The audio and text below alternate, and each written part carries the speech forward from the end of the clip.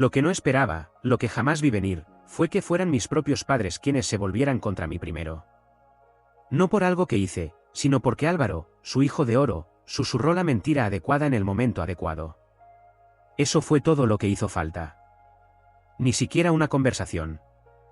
Solo un mensaje de texto de mi padre a las 7:13 de la mañana: oficialmente ya no eres parte de esta familia. Nunca lo fuiste. No respondí. No porque no tuviera nada que decir, sino porque me di cuenta de que por fin había terminado de fingir. De fingir que les debía algo después de todo lo que ya había dado. Querían que me fuera. Entonces me fui. A las 7:24, inicié sesión en la cuenta del registro de propiedad y eliminé mi nombre de la casa del lago que no podían permitirse sin mí. Transferí la propiedad completa a ellos, para que cuando llegaran los impuestos el próximo trimestre, el terreno cayera de lleno sobre sus hombros. Revoqué su acceso al fondo generacional que yo había creado y al que había estado aportando durante casi una década. 500 euros al mes a los que se habían acostumbrado como al oxígeno, desaparecieron. A las 7:36 envié los papeles a mi abogada para terminar con todas las inversiones conjuntas y presenté la separación formal de la sociedad limitada. Mi hermana llamó 7 veces antes de las 7:43. Ignoré cada llamada.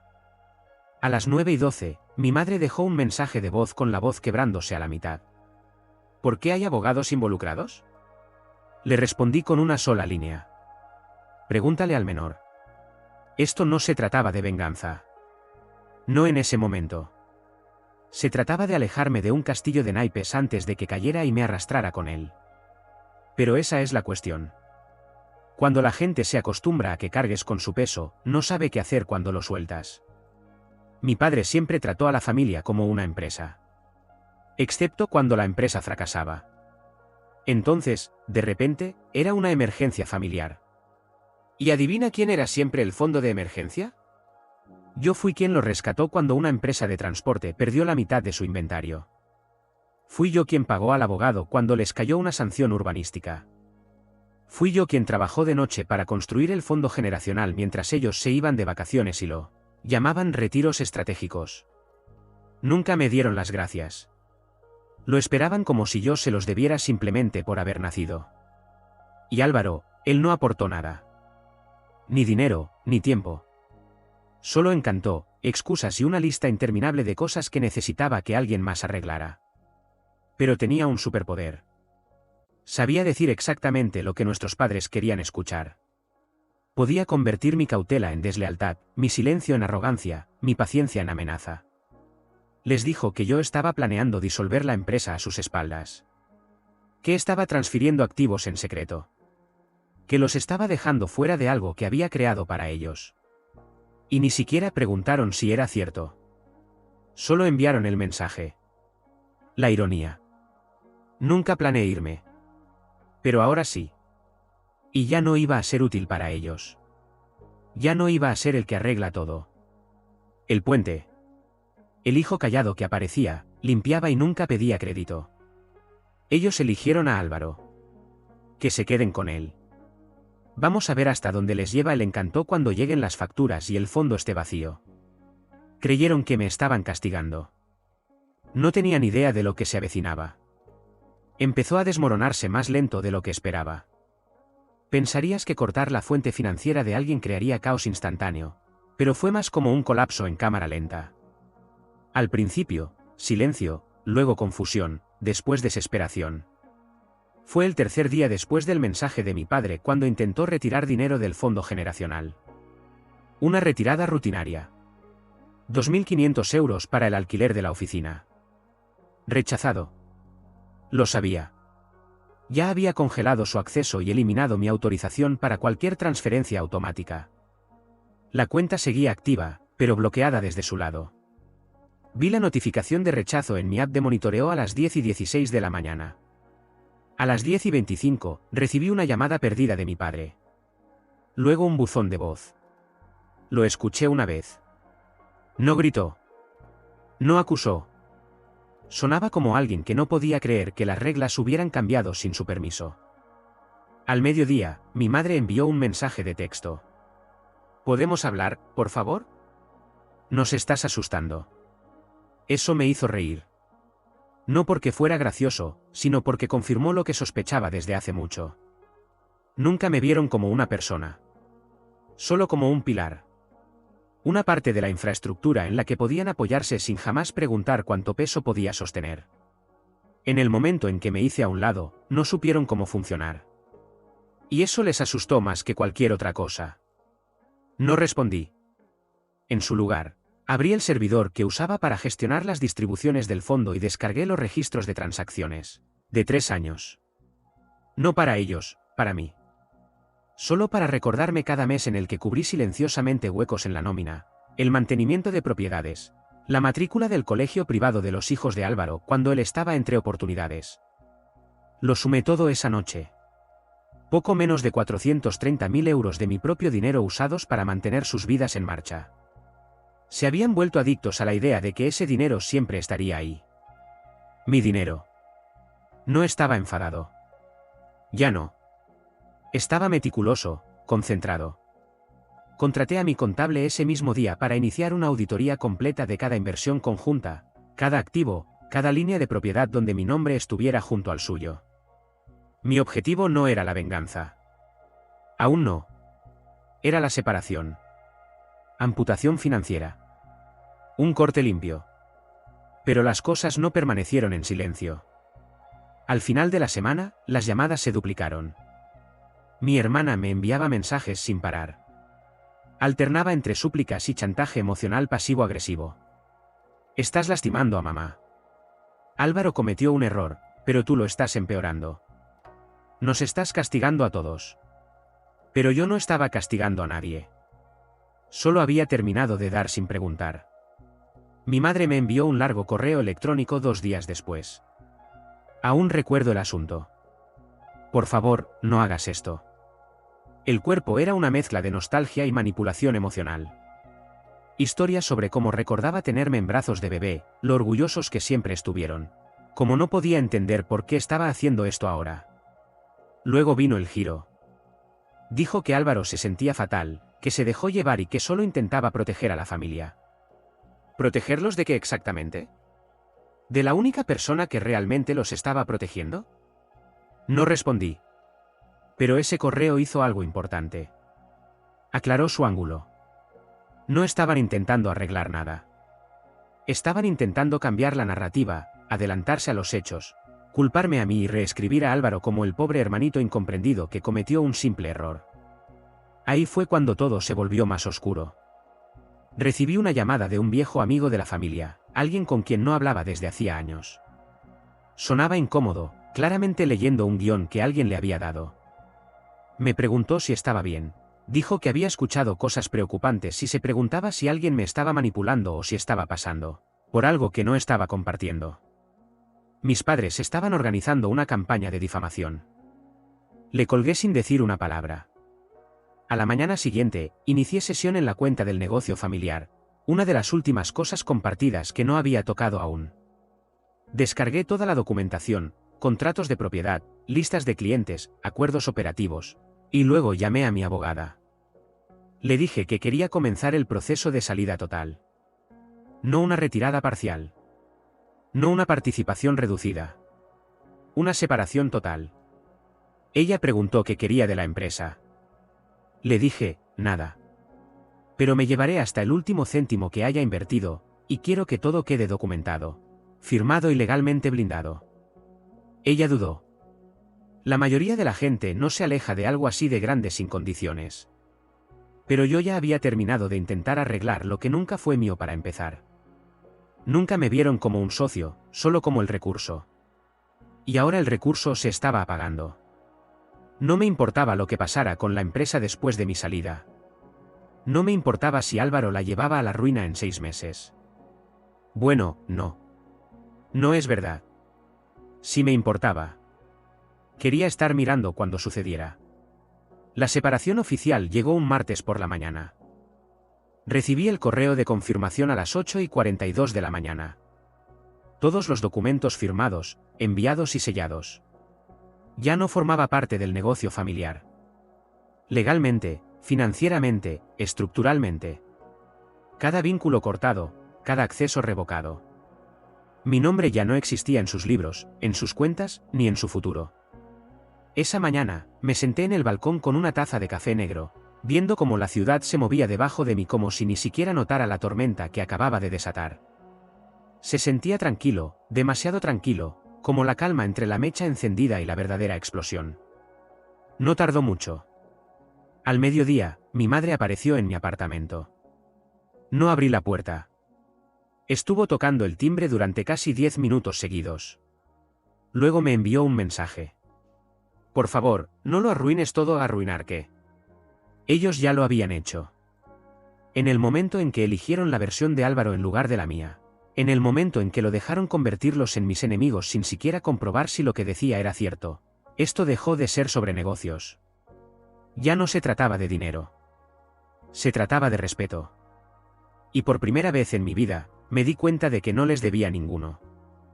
Lo intentaron todo después de eso. Primero vino la culpa. Mi padre dejó un mensaje diciendo que ahora lo entendía y que tal vez habían reaccionado de forma exagerada. Mi madre envió audios fingiendo que no había pasado nada, hablando sobre una nueva idea de marketing como si yo aún estuviera involucrado, como si las últimas 2 semanas no hubieran ocurrido. Luego vinieron las promesas. Haremos cambios. Puedes reestructurar el negocio como quieras. Nos haremos a un lado y te dejaremos liderar. Era casi gracioso. De verdad creían que podían atraerme de vuelta con migajas del control que ya había ganado, que ya había construido. Yo había dirigido ese negocio desde las sombras durante años, manejado las finanzas, reestructurado las operaciones, incluso rebrandé su línea fallida cuando estaban a 2 meses de la bancarrota.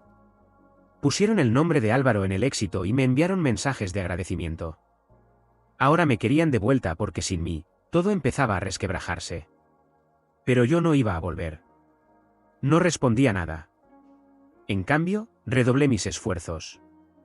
Me reuní de nuevo con mi contable y comencé a redirigir mis inversiones recuperadas a un proyecto separado que había esbozado años atrás.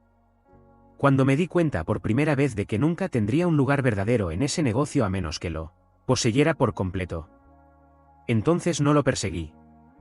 No se sentía correcto. Ahora sí. Registré una nueva sociedad limitada, presenté la documentación, empecé a llamar a antiguos clientes. No para robarlos, solo para avisarles que estaba haciendo algo nuevo. Si les interesaba, genial. Si no, sin resentimientos. Pero la verdad era que la mayoría siempre había preferido trabajar conmigo.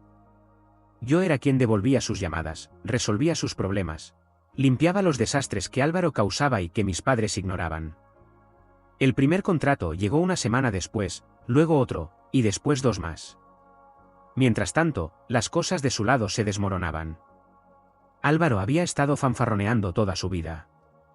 Ahora tenía que rendir, y no podía. No entendía de cadenas de suministro, presupuestos, gestión de clientes o impuestos. Mi padre empezó a mandarme correos con preguntas como si yo aún estuviera en la nómina. No respondí. Entonces, 3 semanas después de mi salida, recibí una llamada de Álvaro. No empezó con una disculpa.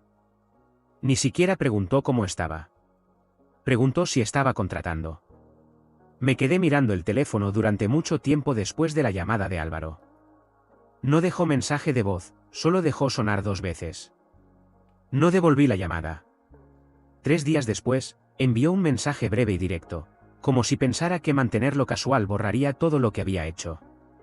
Hey, escuché que estás empezando algo nuevo. ¿Alguna posibilidad de que estés buscando ayuda? Era tan absurdo. Me reí en voz alta. El mismo tipo que había envenenado mi nombre dentro de mi propia familia, que les dijo a nuestros padres que yo estaba intentando robarles el negocio, ahora quería un trabajo. Al principio pensé que era una broma o quizás una de sus jugadas patéticas para obtener información para mis padres. Pero luego vi las señales. Su perfil de LinkedIn se había actualizado silenciosamente a disponible para trabajar. Sus publicaciones sobre emprendimiento y construcción de legado se detuvieron. La máscara que llevaba puesta empezaba a resbalarse. No respondí. En cambio, envié un mensaje a alguien más. Se llamaba Laura, una jefa de proyecto con la que habíamos trabajado durante años, que se fue en silencio después de enfrentarse a Álvaro por problemas de presupuesto. Recordé lo buena que era. Precisa, sin dramas. hacía las cosas. Respondió dentro de la hora y organizamos una reunión. En una semana tenía de vuelta a 5 antiguos proveedores de mi lado, 2 clientes importantes firmados, y un equipo pequeño pero afilado formándose. La gente estaba emocionada de trabajar conmigo, no porque fuera llamativo, sino porque cumplía con mi palabra. Se corría la voz de que estaba construyendo algo real, más importante aún, algo estable. Entonces vino el verdadero giro. Mi madre me invitó a cenar, no por correo electrónico. Una tarjeta escrita a mano entregada en mi oficina con la reserva del restaurante impresa y metida dentro. Solo queremos hablar. Sin presión. Por favor, ven. Estaba intentando reiniciar el tablero como si nada hubiera pasado. Una cena cálida, algunas líneas emocionales, tal vez un poco de nostalgia sobre cuando todo era bueno, luego el giro. Entonces, ¿cómo podemos arreglar esto? No fui, pero envié a alguien más. Álvaro. Esa mañana, finalmente respondí a su mensaje. Ven mañana a las 9. Hablemos. Se presentó temprano, demasiado arreglado, con un reloj que sabía que ya no podía permitirse. No preguntó por el negocio. No se disculpó. Actuó como si fuera una reunión de networking. Escuché, lo observé venderse como si no hubiéramos crecido en la misma casa. Luego deslicé un contrato por la mesa. Nivel inicial, sin participación, sin título, salario base, modesto. Lo vi leerlo 2 veces, los ojos temblando cuando llegó a la cláusula de periodo de prueba. Preguntó si era una broma. Dije que no. Se fue sin firmar, demasiado orgulloso para aceptarlo. Sabía que volvería. A la mañana siguiente, lo hizo. Sin preguntas, solo la firma y un apretón de manos que se sintió más como una rendición. La noticia corrió rápido. Mis padres no dijeron nada al principio. Luego, una semana después, recibí un largo correo de mi padre, divagando, disculpándose de la forma más vaga posible. Enterrada a la mitad estaba la línea que lo decía todo. No entendemos por qué nos estás haciendo esto. Como si esto fuera un castigo. Como si no fuera simplemente el final natural de algo que se había podrido mucho antes de que yo siquiera lo tocara. La verdad era que no lo estaba haciendo a ellos. Lo estaba haciendo sin ellos. 3 semanas después de que Álvaro firmara el contrato, las grietas en el negocio de mis padres se volvieron imposibles de ocultar. Su proveedor más grande los cortó por facturas impagadas. 2 clientes antiguos se fueron. Uno de ellos se unió a mi lista sin que yo siquiera lo contactara. Recibí un correo educado de su representante diciendo que preferían una comunicación clara y una entrega puntual, lo que sabía que era código para, estamos hartos de esperar a Álvaro. Pero el verdadero cambio ocurrió cuando mis padres se enteraron de que Álvaro trabajaba para mí. No lo oyeron de él. Sabía que no se los había dicho. Probablemente por vergüenza. Probablemente porque una parte de él aún se aferraba a la ilusión que se había creado de ser su orgullo. Se enteraron por un cliente, alguien que asumió que todos aún hablaban entre sí. Mi madre me llamó primero. Dejé que fuera al buzón de voz. La escuché hablar en círculos. Ni siquiera sonaba enfadada, solo desconcertada, como si no pudiera entender cómo todo se había dado vuelta. Dijo algo sobre traición, sobre lealtad, que esto era una bofetada después de todo lo que han hecho. No respondí. Ya no quedaba nada que decir. Pero lo que más me sorprendió fue la rapidez con la que cambió su actitud hacia Álvaro. El favorito, el menor, al que protegían de toda consecuencia. De repente era el chivo expiatorio. Lo supe por mi hermana. Me llamó una noche, tarde, después de una copa de vino de más. Y soltó todo. Mamá dice que los humilló. Papá lo llamó traidor. Dicen que manipuló a todos, incluso a ti. Esa parte me hizo detenerme. Incluso a mí. Aún no podían ver que yo nunca fui el manipulado. Álvaro había sido su reflejo. Hacía lo que ellos le enseñaron a hacer. Proteger la ilusión, sin importar el costo. Y cuando esa ilusión se rompió, lo odiaron por ello. No porque rompiera nada. Sino porque yo no lo hice. Porque me fui y construí algo mejor. Y ahora, viéndolo desde fuera, finalmente podían ver lo que yo había estado sosteniendo todo ese tiempo. Mientras tanto, Álvaro empezó a cambiar. De forma lenta. Dejó de llegar tarde. Empezó a hacer preguntas, preguntas de verdad. En las reuniones, Álvaro se mantenía en silencio, tomaba notas, no actuaba como si se mereciera nada.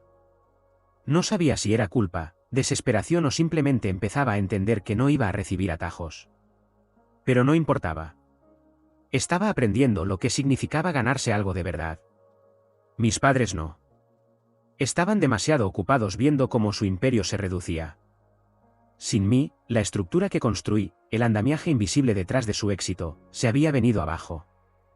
Sin colchón financiero, sin arreglos silenciosos, solo ellos, sus decisiones y las consecuencias que creyeron que nunca llegarían. Y la ironía, por primera vez en mi vida, empezaron a tratarme con algo parecido al respeto. Nunca lo dijeron abiertamente. Pero el tono de los correos de mi padre cambió. Mi madre dejó de exigir y empezó a preguntar. Y, sobre todo, dejaron de fingir que sabían más que yo. Y eso, más que el dinero, más que el negocio, era lo que siempre había querido. Casi no lo vi. El sobre estaba entre dos folletos publicitarios en mi escritorio. Sin remitente. La letra del frente me detuvo. No era limpia ni elegante, sino apretada, apresurada, como si quien lo escribió hubiera dudado en enviarlo. Dentro había 2 hojas, dobladas en 4. La primera línea parecía un informe: ingresos bajaron un 42%. Perdimos 3 contratos este trimestre. Era de mi padre. Sin saludo, sin disculpas. Solo cifras. Luego cambió el tono. Habló de los clientes que se fueron, de la contadora que tuvieron que despedir, de que no dormía más de 4 horas por noche desde febrero. Y entonces vino la frase que me tocó: nunca fuiste el de afuera. Solo te hicimos sentir así. Lo más cercano a una verdad que había recibido de él. No era perdón. Era reconocimiento. Un hombre que entendió, al fin, que había protegido al hijo equivocado. Terminó con una petición: vuelve, no para arreglar nada. Solo para hablar. No respondí.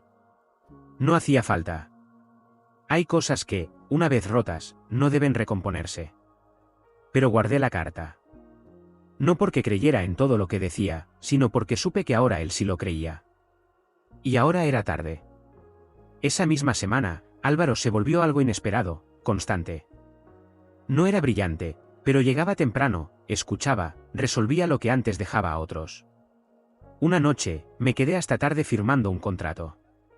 Al salir, lo vi en su escritorio, lidiando con un problema de proveedores que antes lo desbordaba. Le pregunté qué hacía. Ni me miró.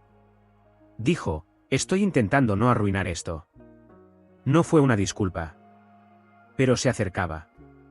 La nueva empresa iba bien. Más pequeña, más ágil, pero más fuerte. Los clientes confiaban porque no mentía, no prometía de más. Solo cumplía. Y lo mejor, nadie podía quitármela. Pero no había terminado. Mientras mis padres luchaban por mantenerse a flote, yo negociaba en silencio. No su negocio, demasiado evidente. Fui por algo más sutil: una empresa logística pequeña, encargada del 70% de su distribución. No habían pagado en 2 meses. El dueño me llamó. No respondí si seguían solventes. En cambio, pregunté cuánto costaba comprarlo todo. Me dio una cifra. Transferí el depósito ese mismo día. El trato se cerraría en 3 semanas. Y cuando lo hiciera, el negocio de mis padres no colapsaría de golpe. Solo se ralentizaría. Pedidos más lentos. Rutas menos eficientes. Plazos más largos. Lo justo para que entendieran que el respeto, una vez perdido, es costoso de recuperar. La actualización: han pasado 11 meses desde el mensaje que lo cambió todo. El negocio familiar sigue en pie. Pero es irreconocible. Más pequeño, más apagado. Perdieron sus mejores contratos. La mayoría del personal se fue en 6 meses. Ahora alquilan la mitad de su oficina solo para pagar la luz. La empresa logística que compré funciona sin problemas, bajo una nueva marca. Conservé al equipo, limpié las cuentas, integré su red. Una de las mejores decisiones que he tomado. Álvaro sigue aquí. Llega temprano, mantiene la cabeza baja. No hablamos de lo que pasó. Trabajamos. Ese es el acuerdo. No confío plenamente en él. Pero aprendí a separar confianza de utilidad.